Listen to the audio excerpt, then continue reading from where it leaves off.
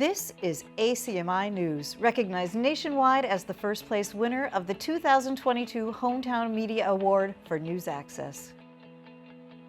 Double poles in Arlington. They seem to be everywhere. They are a necessity throughout town, no doubt, but how long do pole positions like this have to hang around? We have an update. We just endured a prolonged drought that hopefully is history for the remainder of the summer. That drought came with very little rain. As a result, the greenery surrounding us may need a little help. The bloodiest battle on day one of the Revolutionary War took place not in Lexington or Concord, but right here in Arlington. We talked to two town historians who take us through the Battle of Menotomy. ACMi News starts right now. From McLennan Park to Spy Pond, from Poets Corner to the Mystic River, we have Arlington covered, giving you stories that count from people who care. Reliable, trustworthy, dependable. This is the 2022 nationwide award-winning ACMi News. Arlington is blessed to have so many resources and sites that are absolutely pleasing to the eye. Unfortunately, this is not one of them. Hello, I'm Anim Osmani. And I'm James Milan. From the Lexington border to Route 2, our streets are filled with double utility poles. These unsightly structures were the topic of discussion at a recent select board meeting.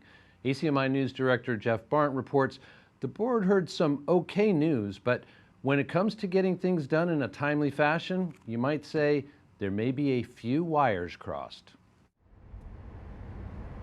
Motor down just about any road in Arlington. Go ahead, just pick a street at random. And sooner rather than later, you'll come across one of these. A double pole, an old utility pole, paired with a new one.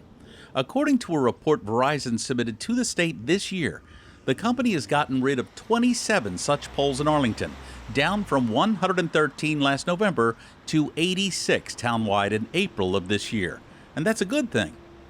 Well, I will say I question the list a little bit because behind the summary that's included with the agenda is a detailed list of all the double pole locations. And just looking at Mass Ave, there are 2 double poles listed on the report.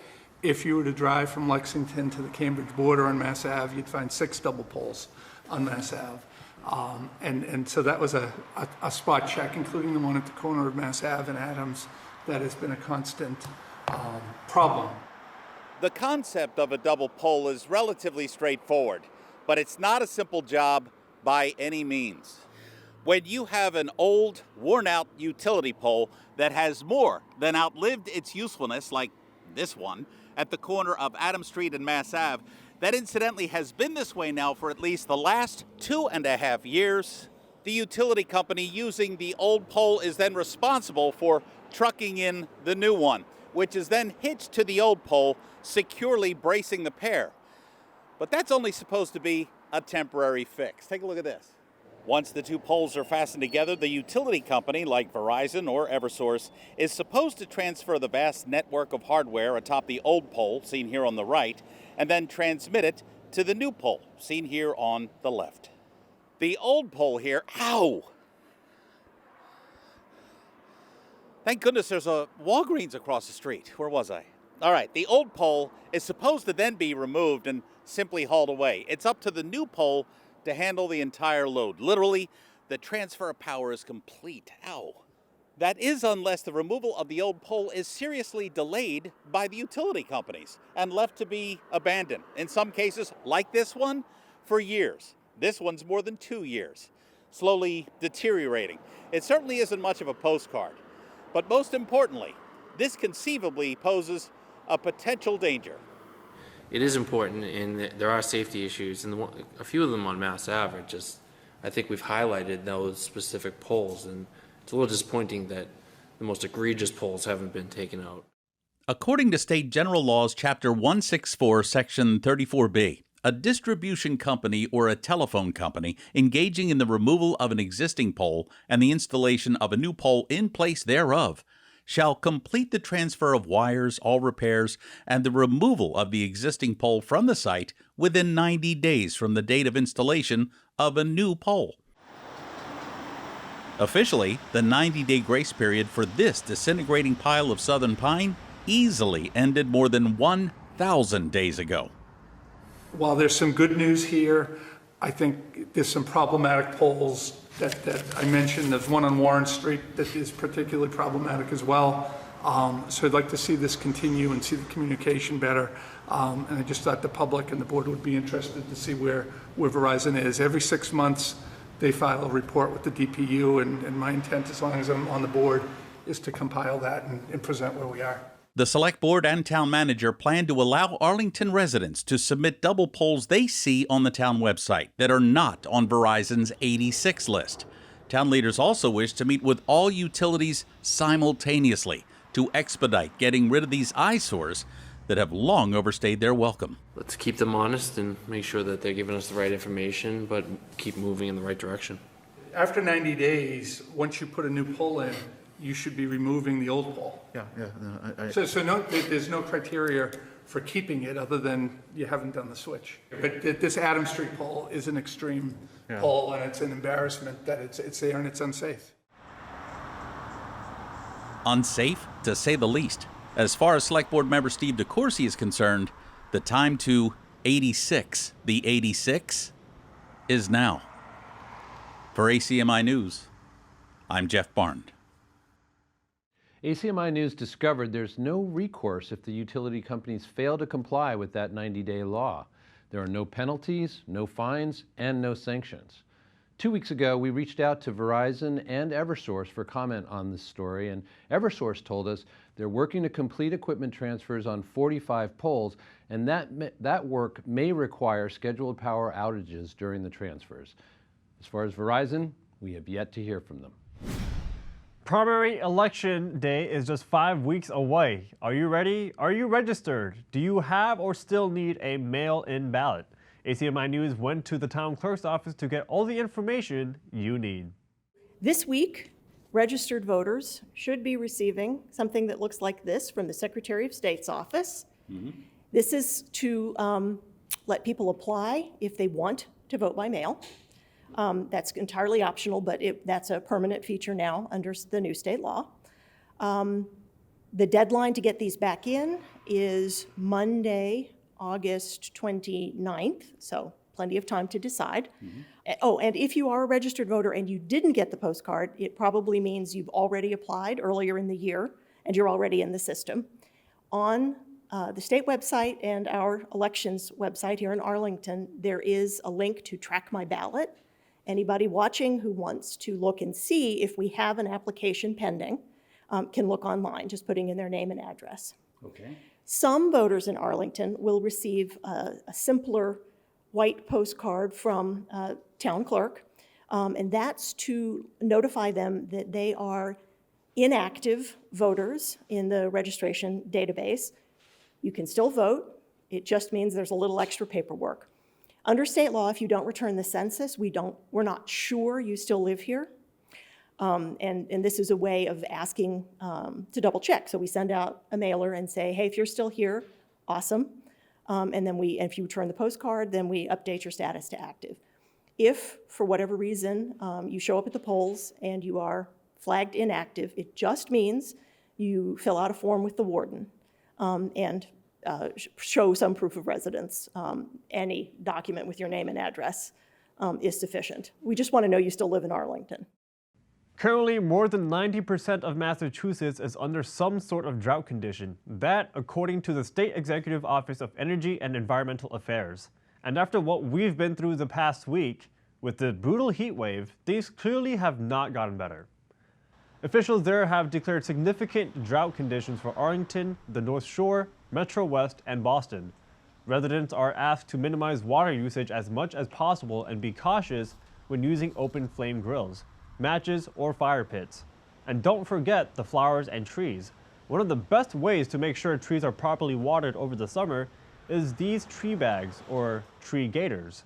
These slow-release watering bags can go a long way in making sure Arlington's precious canopy remains lush and green for years to come. Did you know that on day one of the Revolutionary War, the battle that saw the most casualties was right here in town? It's the largest battle in terms of bloodshed, and it was arguably the most brutal firefight on April 19, 1775. And now, All that remains of that ferocious campaign are 4 colossal rocks atop a fork in the road in Arlington Heights, known as the Foot of the Rocks. In this latest edition of Arlington Making History, we talked to a pair of local historians who explained why the Battle of Menotomy is among the greatest military campaigns in America's War of Independence, but by some strange quirk of history, is among the least known.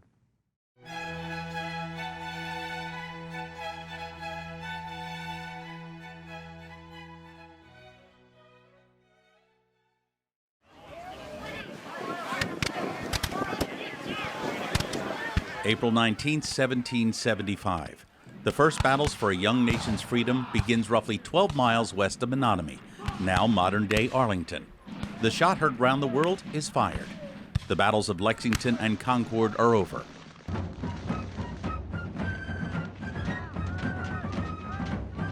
The exhausted redcoats now begin their long 36-mile march to the relative safety of Boston. On the way, they will pass by here, the Foot of the Rocks in Menotomy, and it is here where all hell breaks loose, far worse than what the regulars or militiamen encountered at Lexington or Concord that morning.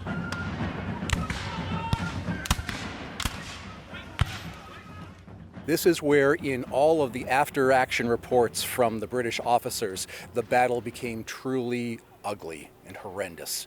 The regulars thought that this was going to be a simple operation, but this one was going all wrong.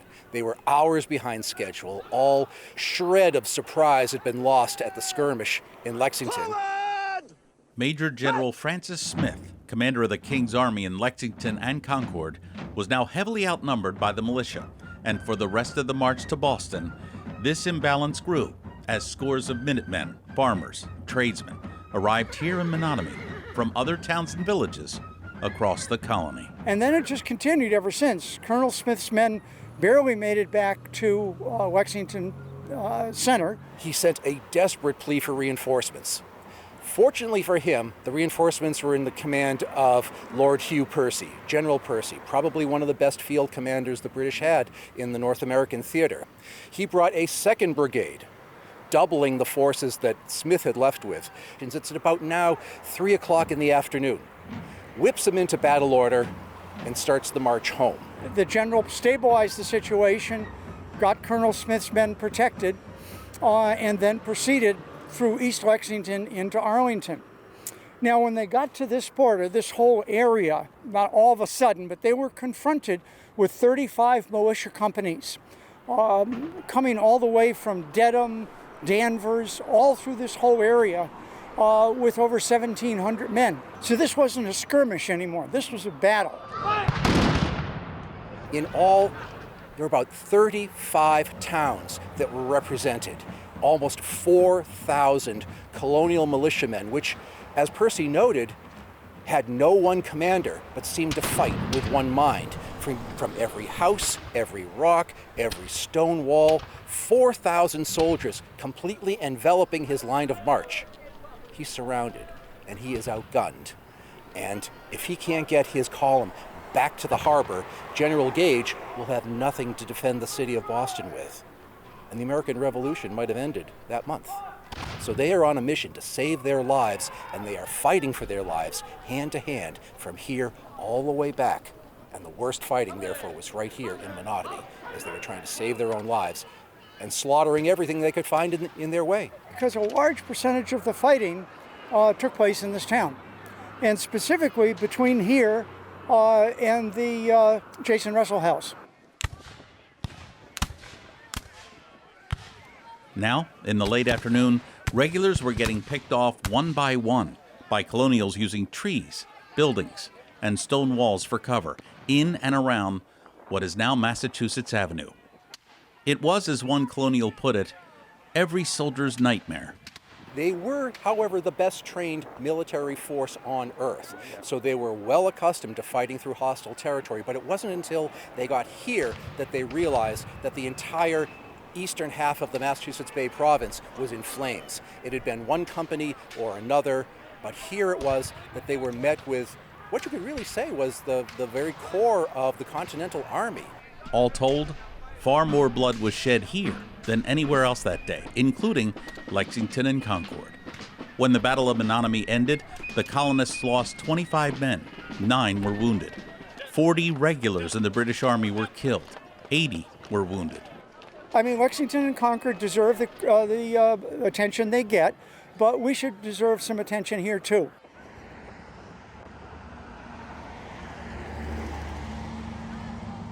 The legacy of that bloody day is now etched on these hefty rocks on this busy intersection at Mass Ave and Lowell Street. More than a mile toward Cambridge, many of the dead on both sides of that battle rest here at the old burying ground in the center of town, among the only tangible reminders of the extraordinary events that occurred here on April 19, 1775.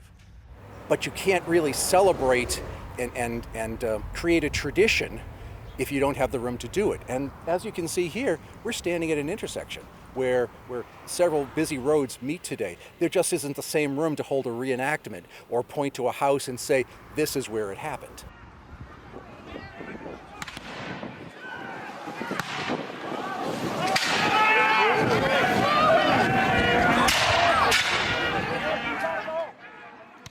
Nearly 250 years later, it is a major battle that scarcely graces our history books. The story needs to be told.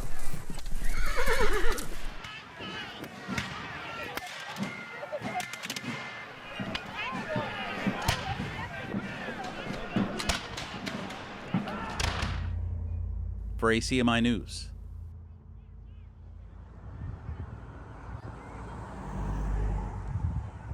I'm Jeff Barnes.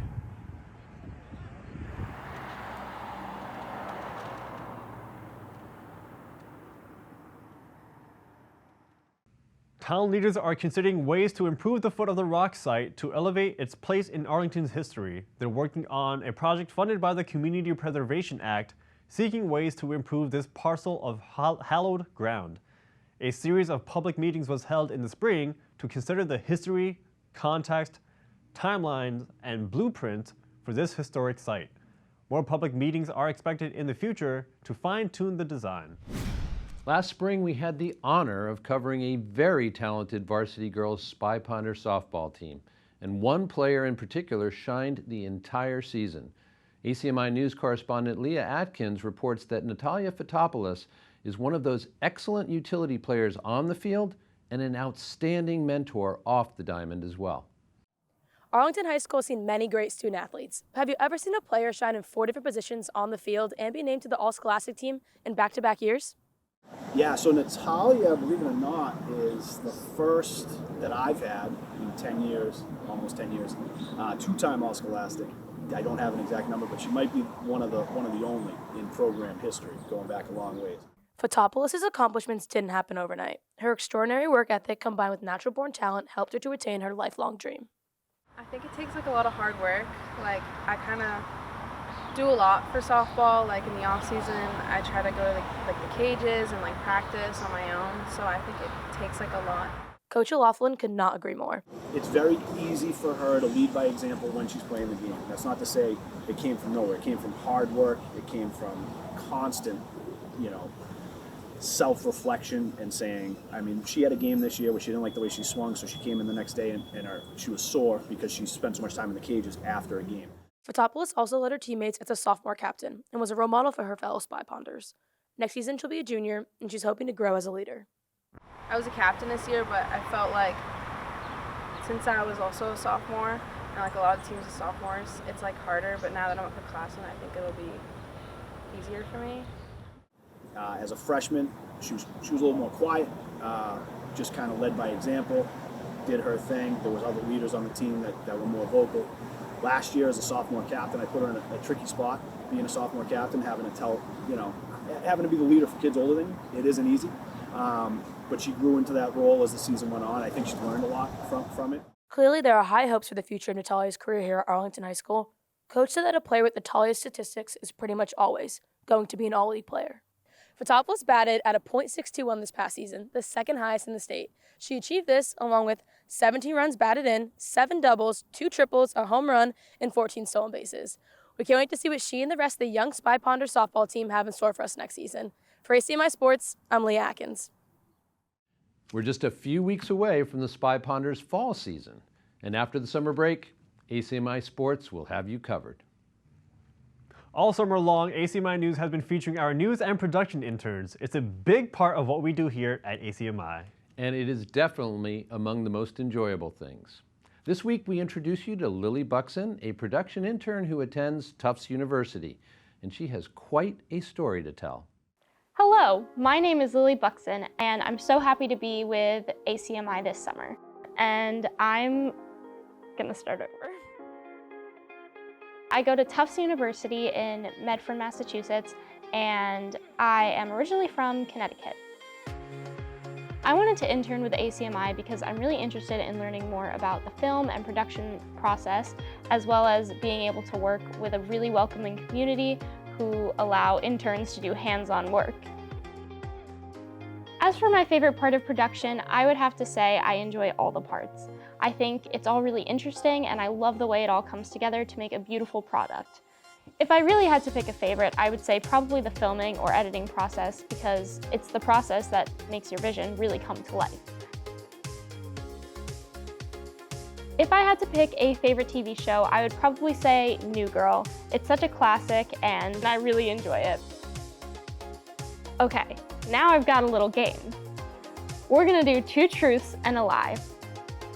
So, my first is that I used to have pet lobsters. My second is that I was born in Connecticut. My third is that I know how to drive a jet ski. What do you think is the lie? Big reveal. The lie is that I was born in Connecticut. I was actually born in New York City.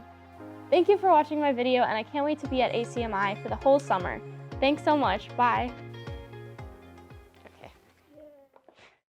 I don't know, can a lobster truly be a service animal or emotional support buddy? I guess, as long as the rubber bands are secure. Look how Lily turned out. You'll be meeting more ACMi interns throughout the summer. We've had so many ACMi interns over the years who cut their teeth here and moved on to bigger and better things. One former news intern who now works as a TV reporter in Savannah, Georgia, misses us so much, she came back to visit recently. That gave us the opportunity to have a current news intern interview the now seasoned former intern, his Savannah Anderson, with her profile of Isabel Litterst.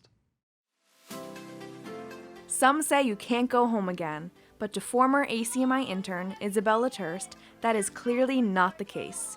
Isabel was back in the studio last week, returning to these hallowed halls as a multimedia journalist for Fox 28 News in Savannah, Georgia. I really like Savannah. It's a beautiful city. It's never boring. I've learned so much. I'm an MMJ, so I'm doing the writing, editing, reporting, and it's a lot of work. But it's really rewarding, and especially when you're covering content that you find to be important and interesting. And while Candela says she is encouraged by the network of moms who are leaning on each other for support, she has another baby on the way, and she is anxious for answers and an end to the shortage. Reporting in Savannah, Isabella Turst, Fox 28, News at 10.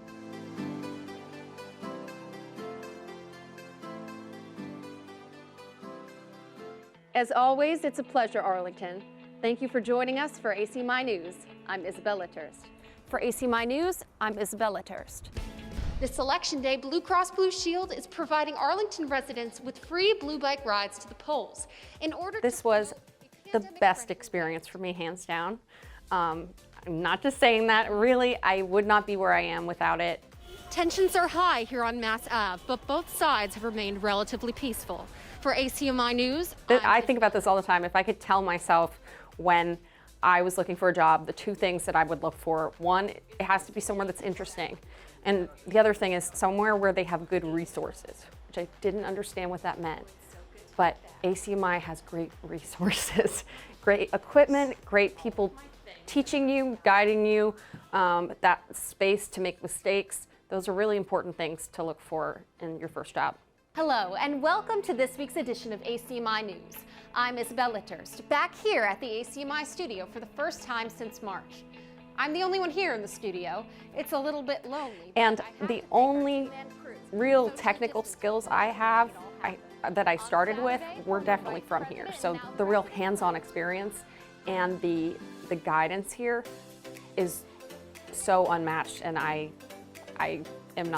could not be more grateful for it. From one current intern to the former, congratulations, Isabel. You're an inspiration. For ACMi News, I'm Savannah Anderson. 2 thumbs up, way up for Isabel. We're also in contact with other former interns who are now delivering their stories daily at affiliates around the nation. If you would like to become an intern here at ACMi or know someone who does, look no further than moi. Call me, James Milan, at 781-777-1115 or email me at james@acmi.tv.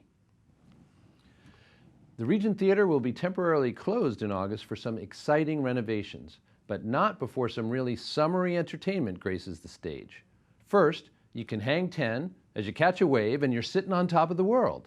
Then, make your feet come alive with some lively precision repetition. It all starts on the 5th of August. Actually, we've got a summer surf event, live surf music.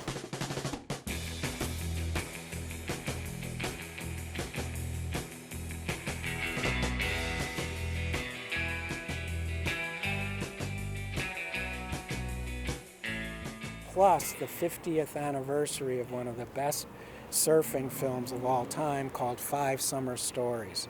So the Regent sort of at its best, where we have a live band on stage opening for a film that hasn't been shown, a restored film.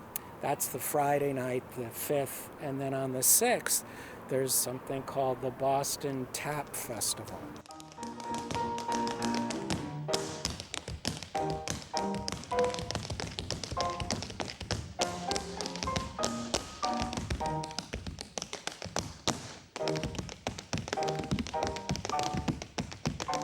So tap dancing on the Regent stage. So a little bit of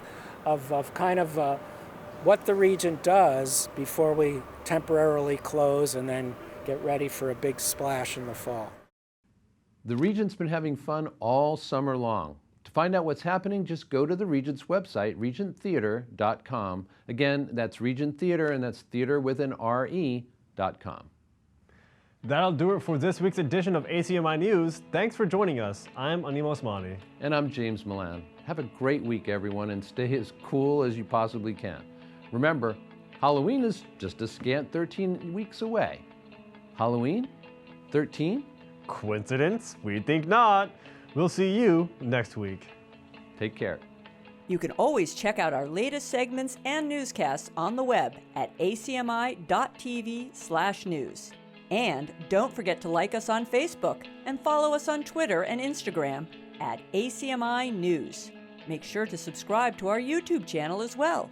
You'll find us at youtube.com/ACMi News. If you have any news tips for us or wish to become a citizen journalist, we'd love to hear from you.